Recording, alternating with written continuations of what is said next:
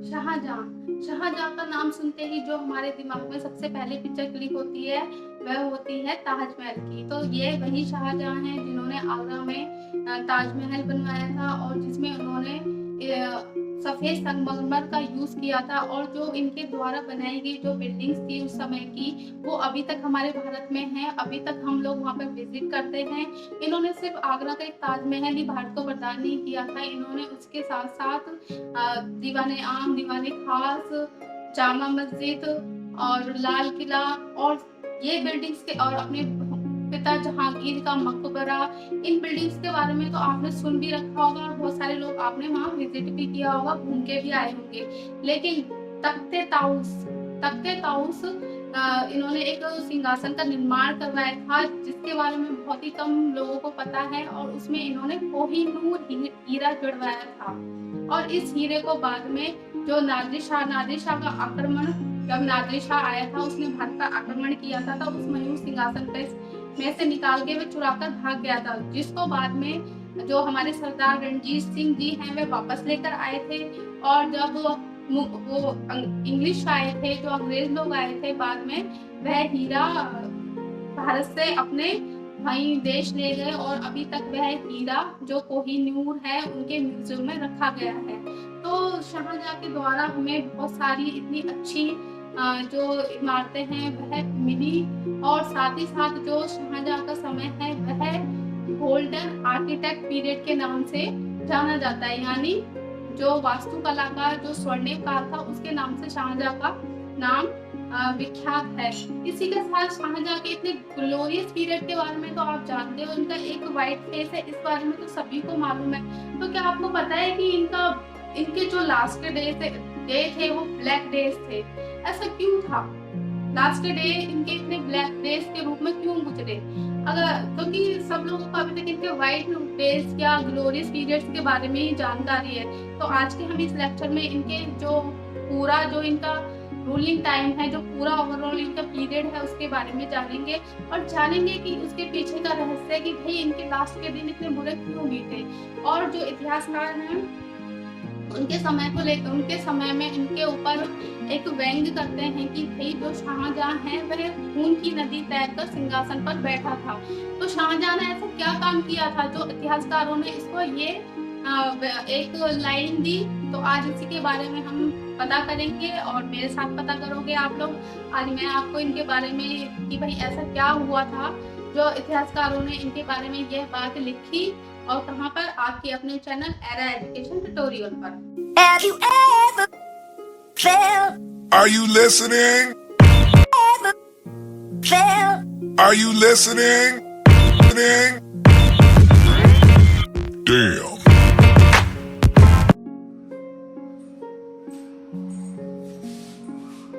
शाहजहाँ, जिनका असली नाम खुर्रम था और इनका शासन समय है 1628 से 1666 ईस्वी तक यह सिंहासन पर राज करते हैं। इनका जन्म जनवरी 1592 ईस्वी लाहौर में होता है।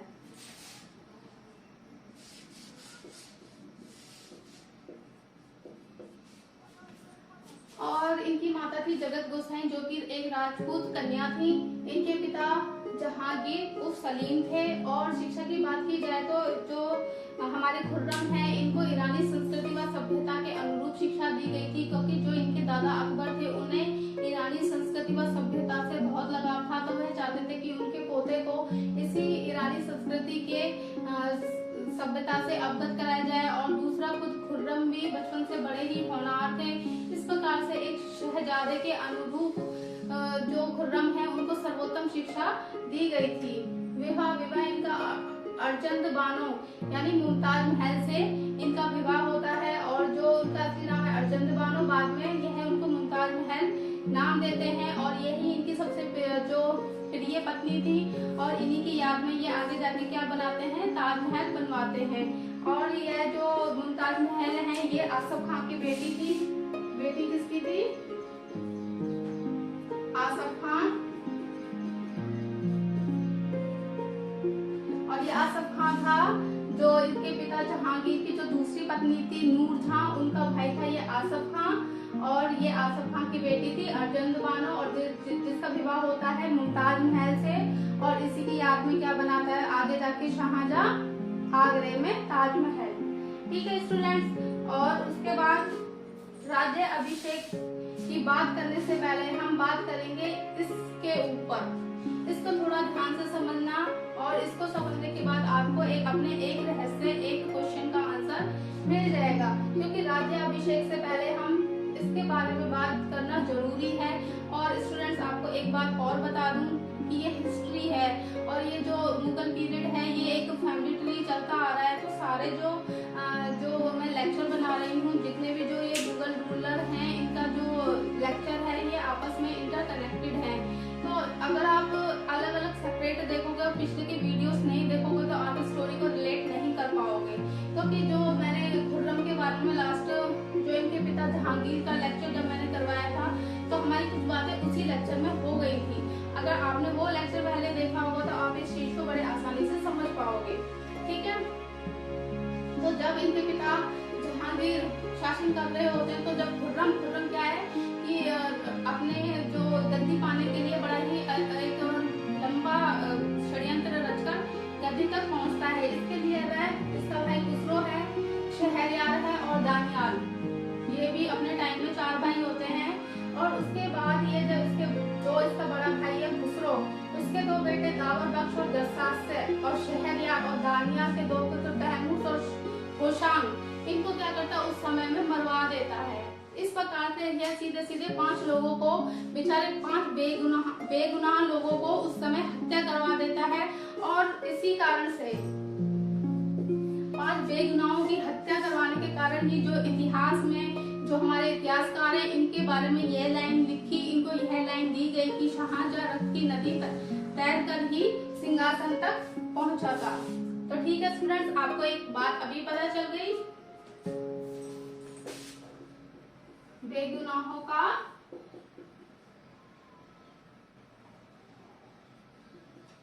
रक्त बहाया था इसने शासन के लिए। ठीक है, तो मैं यहाँ पे इनका ये जो लाइन है यहाँ मेंशन कर देती हूँ कि इतिहासकारों ने इनको क्यों कहा है कि शाहजहां रक्त की नदी तैरकर सिंहासन तक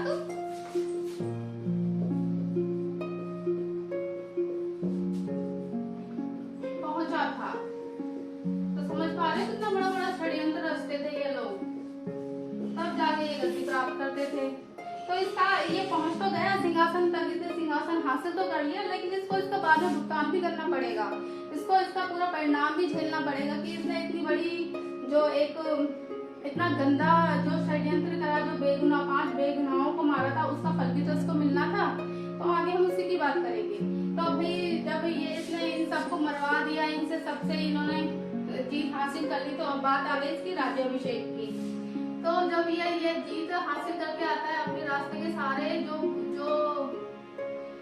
पत्थर हैं या जो कहते जो भी इनके आड़े आ रहे थे, उन सबसे ये जीत का जब जीत जाता है, तो ये रास्ते में शेख सलीम चिश्ती की दरगाह पर माथा टेकते हुए अपने इनके जो ये पैतरक है उनका ही अनुसरण करते हुए उनकी दरगाह पे जाते हैं, उनके माथा टेकते हैं, और फिर आते हैं 1628 ईस्वी में पहुंचते हैं आगरा, और आगरा में जाकर अपना राज्याभिषेक करवाते हैं। तो उनका राज्याभिषेक होता है इस प्रकार से। अपने राज्याभिषेक के टाइम पर जो ये शाहजहां हैं, ये दोनों हाथों से बहुत धन लुटाते हैं, और अपने राज्याभिषेक के अवसर पर ही है आमिरों को बहुत बड़ी बड़ी उपाधियां देते हैं, उनको इनाम में खूब धनराशि बांटी जाती है। मुमताज महल को भी काफी पैसे ये धन लुटाते हैं, और जो इनके काल के आमिर हैं और जो दरबार के जो मेन लोग थे, उनका भी ये जो जात और सवार उस टाइम में उनका एक मनसब होता था, उनकी पदवियां भी और उनका मनसब भी अपनी जो पिता और दादा के अकॉर्डिंग बहुत ज्यादा बढ़ा देते हैं। और राज्याभिषेक के अवसर पर ये उस टाइम के 1,60,00,000 रुपए खर्च करते हैं। तो उस टाइम में कितना 1,60,00,000 रुपए का खर्चा ये केवल अपने राज्याभिषेक के दौरान करते हैं।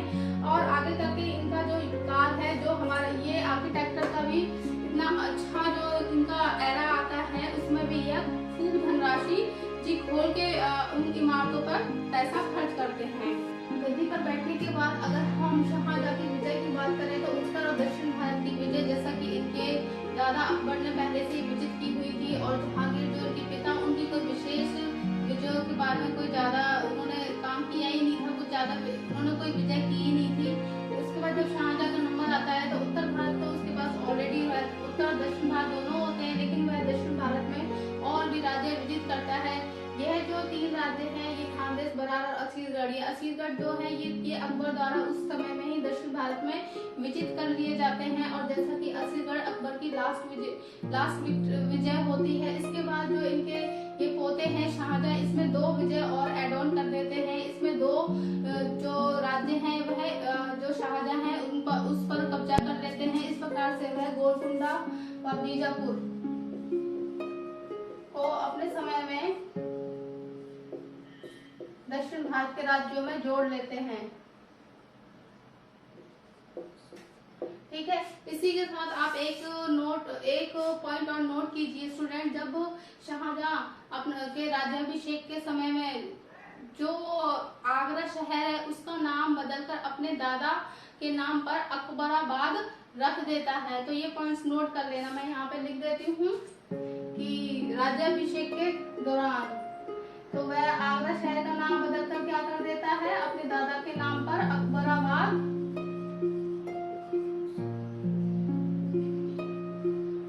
रख देता है। ठीक है, अब बात की जाए शाहजहां के बेटे। वैसे तो शाहजहां के 7 बच्चे होते हैं, जिनमें से 4 ये उनके पुत्र हैं, दारा,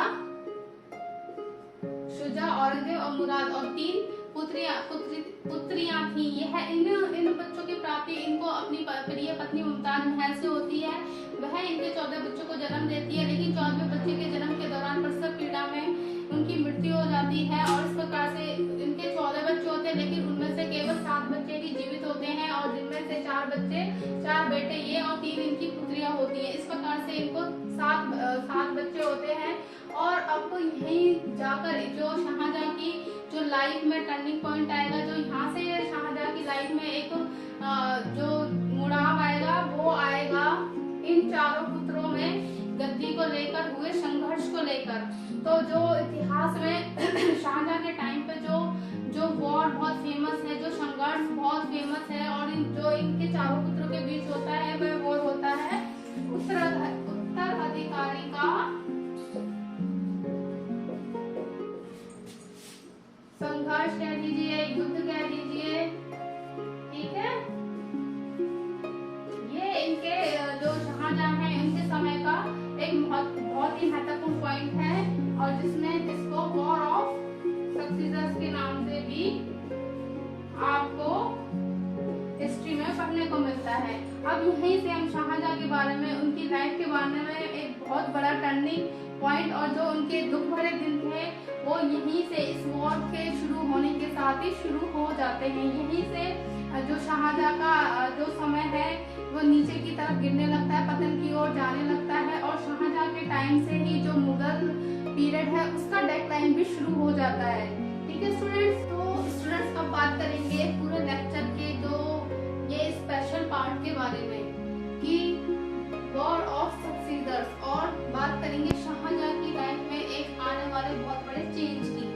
भाई उत्तराधिकारी के युद्ध की नौबत क्यों आई, ऐसा क्या हुआ कि जो इस युद्ध की स्थिति बन गई, जो कि इतिहास में वॉर ऑफ सक्सीजर्स के नाम से फेमस हुआ।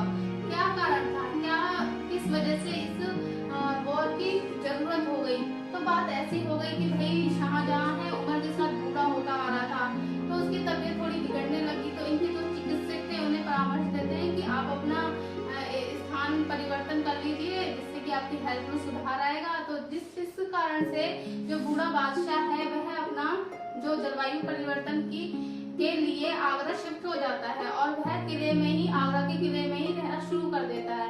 तो जो इनका सबसे लाडला पुत्र होता है दारा इनके सबसे क्लोज होते हैं, और इन्हीं को जो बादशाह है आगे जाके गद्दी पर बिठाना चाहते हैं, ऐसी वह मंशा रखते हैं। तो जो दारा है वह भी गद्दी को लेकर पूरा ये सोचता है कि मेरे पिता का मैं प्रिय पुत्र हूँ, तो आगे जाके मैं इसी गद्दी पर बैठूंगा। तो जब पिता उनके अंदर ही अंदर किले में बंद हो जाते हैं, तो उनके बारे में अफवाह फैला देते हैं कि शाहजहां की मृत्यु हो गई है। इसमें लालच दारा का भी होता है, वह भी सही बात लोगों तक नहीं पहुंचाते हैं और वह भी यह बोल देते हैं कि बादशाह की मृत्यु हो गई है, अब भाई नया बादशाह है। और इसकी वजह से दारा क्या है, अपना राज्याभिषेक हुसैन दरबार के कुछ लोगों के साथ करवा लेता है, जिसका बाद में जो इनके 3 भाई हैं, औरंगजेब, शुजा और मुराद, उनको पता चलता है तो उनको बहुत आग लगती है कि भाई जो बादशाह हैं वो मर गए हैं। और बिना सूचना दिए दारा ने कुछ लोगों के दरबार के कुछ लोगों के साथ, कुछ अमीरों के साथ अपना राज्याभिषेक करवा लिया है। तो इतनी जो गद्दी की बात थी, इतनी जल्दी से इन लोगों को हजम काम होने वाली थी। इस वजह से जो नौबत वो बन आई वॉर ऑफ सक्सीडर्स की।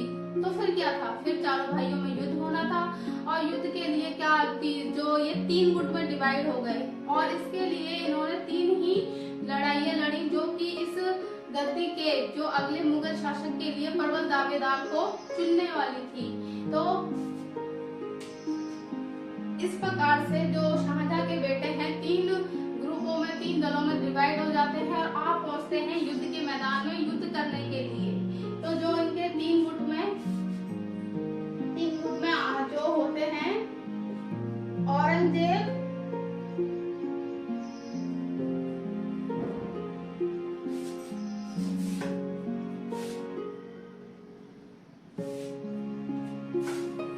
मैदान में आ पहुंचे।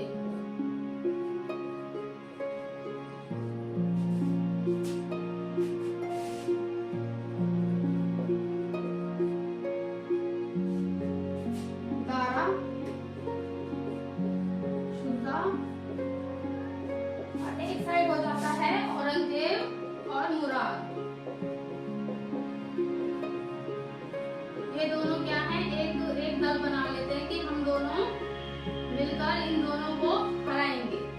ठीक है, तो युद्ध की स्थिति आ गई, युद्ध के लिए मैदान में भी आ पहुंचे और दल भी डिवाइड हो गए। तो पहला जो सबसे पहला युद्ध हुआ वह है बहादुरपुर का युद्ध 1658 ईस्वी में। और ये सारे जो युद्ध हैं, जो सारी घटना है 1658 ईस्वी की है, बस यहाँ पर जो मंथ है वो ही चेंज होंगे। ठीक है स्टूडेंट्स, तो ये बहादुरपुर का युद्ध, यह युद्ध होता है शुजा और दारा में, जिसमें हार किसकी होती है, शुजा की। ठीक है, उसके बाद जो दूसरा युद्ध है यह है धर्मत का युद्ध। और ये हिस्ट्री में ये तीनों युद्धों का बहुत महत्व है। ये तीनों युद्ध ही वॉर ऑफ सक्सीडर्स की जब हम उसके बारे में पढ़ते हैं, तो ये तीनों युद्ध का वर्णन ना हो तब तक तो इस वॉर ऑफ सक्सीडर्स के बारे में हम नहीं जान सकते हैं। तो दूसरा युद्ध होता है धर्मत का युद्ध, जो कि उज्जैन के पास एक जगह है। ठीक है, उज्जैन के पास की जगह है धर्मत। और यह युद्ध होता है औरंग और मुराद जो एक साथ हैं, किसके खिलाफ करते हैं, दारा के खिलाफ। और दारा के रेफरेंस में कौन युद्ध करने के लिए उतरते हैं, जसवंत सिंह राठौर। और इसमें हार होती है इसकी, दारा की, यानी जसवंत सिंह राठौर की। तो हार, इसकी हार होती है इसकी। तीसरा है सामूगढ़ का युद्ध, ये आगरा के पास की जगह है। आगरा से कुछ दूरी पर ये जगह है सामूगढ़। तो आप सीधा सीधा जब यहाँ पे इन्होंने अपने रेफरेंस में भेजा और यहाँ पे हार हो गई, तो यहाँ पे ये औरंगजेब और मुराद से टक्कर लेने के लिए दारा खुद युद्ध के मैदान में आ कूदते हैं। और इनका जो जब युद्ध होता है तो यह युद्ध में जीतने वाले होते हैं, लेकिन परिस्थितियां कुछ ऐसे बनती हैं कि जो फेवर है वो औरंगजेब और मुराद के पास चला जाता है और कुछ कारणों की वजह से दारा हार जाते हैं। तो यहाँ पर भी हार किसकी होती है, दारा की। तो जो प्रबल दावेदार है वो होता है औरंगजेब। इस प्रकार से औरंगजेब जो आगरा के किले पर कब्जा कर लेता है जून 1658 ईस्वी में। ठीक है स्टूडेंट्स, और दारा को पकड़ लेता है। तो ये याद रखना कि 1658 ईस्वी में ये आगरा के किले पर कब्जा कर लेता है और अपना राज्याभिषेक भी करवा लेता है। लेकिन शाहजहां की मृत्यु नहीं होती है, शाहजहां जिंदा होता है। और यहीं पर यही जो लास्ट के जो ईयर्स है, यहीं पर शाहजहां के जो पूरे जो इसने जो 5 लोगों को मरवाया था, जो इतना बुरा पाप किया था, उसकी सजा तो भुगतनी बाकी थी। तो इन्हीं जो 8 साल है, इनके दौरान ही शाहजहां अपने लाइफ के सबसे दिन बिताता है, ये रो रो के भीख मांगता है कि इसे मौत आ जाए, लेकिन इसको जब तक अपने पाप की पूरी तरह से सजा नहीं मिलती है, इसे मौत नहीं आती है। और फाइनली 1666 ईस्वी में जाकर इसे मृत्यु प्राप्त होती है। तो 1658 ईस्वी में औरंगजेब क्या है, कब्जा कर लेता है और गद्दी पर बैठ जाता है। और उसके बाद शाहजहां के अंतिम दिनों की बात करें तो जब ये युद्ध होता है और जब इस युद्ध का परिणाम आता है तो जो इनके प्रिय पुत्र दारा हैं, तो औरंगजेब क्या है, बहुत ही कट्टर सुन्नी मुसलमान होता है। उसके लिए दिल में किसी के लिए कोई दया नहीं होती है, तो वो उसको दारा को सजा स्वरूप उसका धड़, उसकी गर्दन धड़ से अलग करवा देता है और शाहजहां के पास पहुंचा देता है।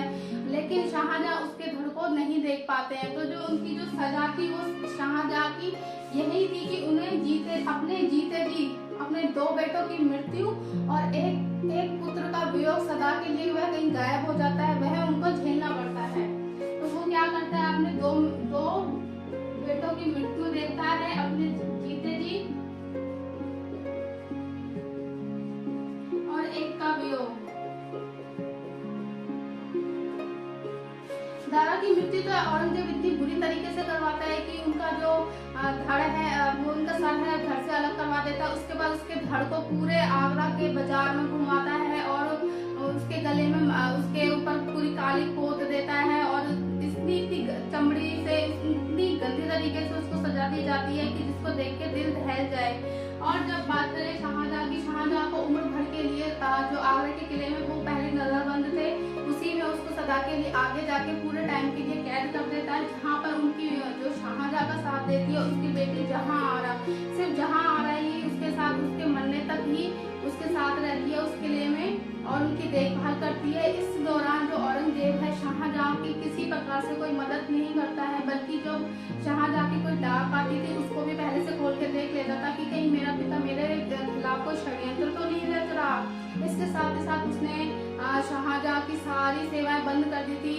इवन वह शाहजहां को जो उसका इतने शानो शौकत से उसने महल और जवाहरात रखे हुए थे उसकी तरफ भी झांकने नहीं देता था, उसको मिलने नहीं देता था। और ये लगा लीजिए कि औरंगजेब ने शाहजहां पर किसी भी तरह की कोई भी रहम नहीं दिखाया था। इस प्रकार से उसी किले में बंद रहते हुए 1666 ईस्वी में शाहजहां इस दुनिया को छोड़ देता है और उसको दफनाया जाता है उसी के ताजमहल में, जो कि आगरा में है। और इनके ऊपर बुक लिखी गई है बादशाह नामा। तो स्टूडेंट्स, ये था पूरा शाहजहां के ऊपर लेक्चर। और आपको अगर मेरा लेक्चर पसंद आते हैं तो इसको आप ज्यादा से ज्यादा अपने फ्रेंड्स के साथ शेयर कीजिए और देख लीजिए कि ये पहले से चला आ रहा है कि जैसी करनी वैसी भरनी। तो do good, have good, thank you.